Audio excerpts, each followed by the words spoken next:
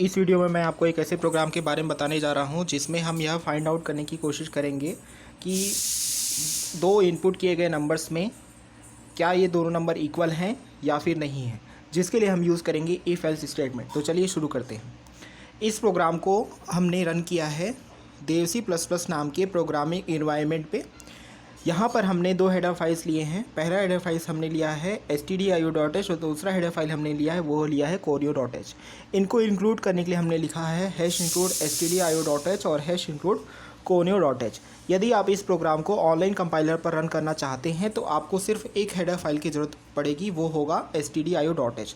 यानी सिर्फ और सिर्फ आप यदि आप इसे ऑनलाइन कंपाइलर पे रन करेंगे तो सिर्फ आप #include stdio.h इस हेडर फाइल की मदद से इस प्रोग्राम को रन कर पाएंगे। चलिए आगे बढ़ते हैं। दो हेडर फाइल्स लेने के बाद हम यहाँ पर यूज़ करते हैं एक मेन फंक्शन। यहाँ से हमारा प्रोग्राम का मेन ब्लॉक यानी कि मुख्य हिस्सा चालू होता है। मेन फंक्शन के बाद हम लिखते हैं ओपनिंग कर्ली ब्रेसेस, यानी कि यहाँ पर से हमारा प्रोग्राम का बॉडी कंटेंट स्टार्ट हो जाता है। इसके बाद हमने लिखा है int a, b सेमीकोलन। इसका मतलब यह है कि हम यहाँ पर दो इंटीजर वेरिएबल डिक्लेयर कर रहे हैं जिसके माध्यम से हम दो इंटीजर नंबर का इनपुट लेंगे। यहाँ पर वेरिएबल a जो है वो फर्स्ट नंबर के लिए है और वेरिएबल b जो है वो सेकंड नंबर के लिए लिया गया है।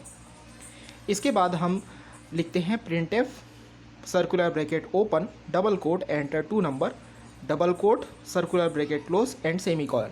इसका मतलब यह है कि इस लाइन के माध्यम से हम यूज़र से दो इंटीजर नंबर को क्या करवाना चाह रहे हैं, एंटर करवाना चाह रहे हैं, यानी कि हम यूज़र से दो इंटीजर नंबर का इनपुट लेना चाह रहे हैं। अब ये जो दो इंटीजर नंबर है उनका आउटपुट सही ढंग से मेमोरी में जाए, इसके लिए हम एक स्कैनएफ स्टेटमेंट डिफाइन करते हैं और हम लिखते हैं scanf circular bracket open double quote %d।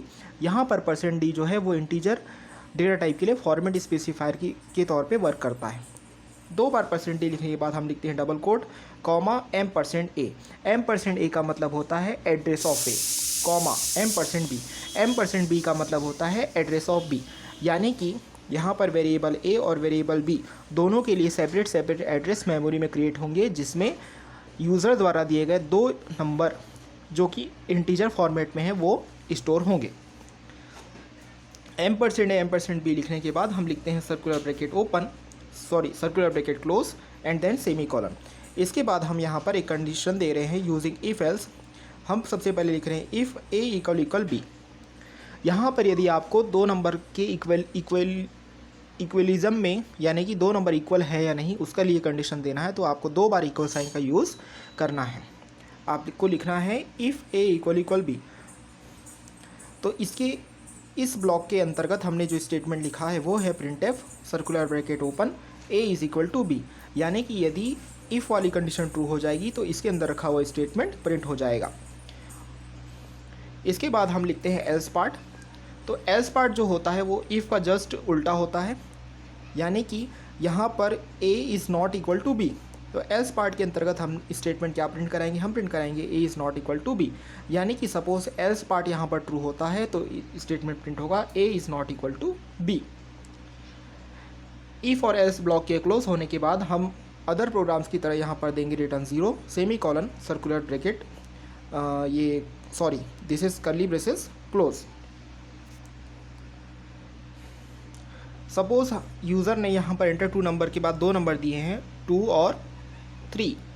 तो यहाँ पर जब प्रोग्राम कंट्रोल जाएगा तो क्या होगा, 2 = 3। तो क्या ये कंडीशन ट्रू है? नहीं, ये कंडीशन क्या है, ये कंडीशन है फॉल्स। इसलिए इफ़ के अंदर रखा हुआ स्टेटमेंट एग्जीक्यूट नहीं होगा और यह स्टेटमेंट जाएगा एल्स पे। तो एल्स का मतलब यह है कि 2 = 3, 2 इज़ नॉट इक्वल 3, यानी कि जो 2 है वो 3 के बराबर नहीं है। तो इसलिए क्या प्रिंट हो जाएगा, इसलिए प्रिंट होगा a ≠ b। यदि हम इस प्रोग्राम का कुछ दूसरा आउटपुट देखें तो वो कुछ इस तरीके से हो सकता है। सपोज़ हमने प्रोग्राम को रन किया और प्रोग्राम का आउटपुट का जो पहला लाइन आया वो आया एंटर टू नंबर। उसके बाद यूज़र ने एंटर किए दो नंबर 5 और 7। तो सबसे पहले जो ये जो दो नंबर हैं वो इफ़ कंडीशन से होके गुजरेंगे, जहाँ पर हमने दिया है इफ़ a =b, ये हमने दिया है। तो यहाँ पर ए की वैल्यू हो जाएगी 5, ए की वैल्यू हो जाएगी 5 और बी की वैल्यू हो जाएगी 7। क्या 5 7 के बराबर है? तो इसका आंसर होगा नो। इसका मतलब ये है कि ये कंडीशन क्या हो जाएगी, ये कंडीशन हो जाएगी फॉल्स। इसके बाद प्रोग्राम का कंट्रोल जाएगा एल्स में।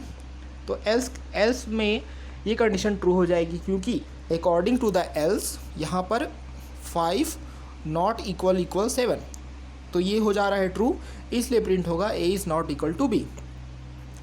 इस आउटपुट के 2 लाइन के नीचे जो 3 लाइन है, ये जो 3 लाइन है ये बाय डिफ़ॉल्ट प्रिंट होते हैं। यहाँ पर सिर्फ टाइम वाला हिस्सा चेंज होता है। इस प्रोग्राम का आउटपुट लिया गया है देवसी प्लस प्लस पर प्रोग्राम को रन करने के बाद इसका आउटपुट लिया गया है। इस वीडियो में बस इतना ही। इस वीडियो को लाइक करें, शेयर करें और हमारे चैनल को ज़रूर सब्सक्राइब करें। Thank you.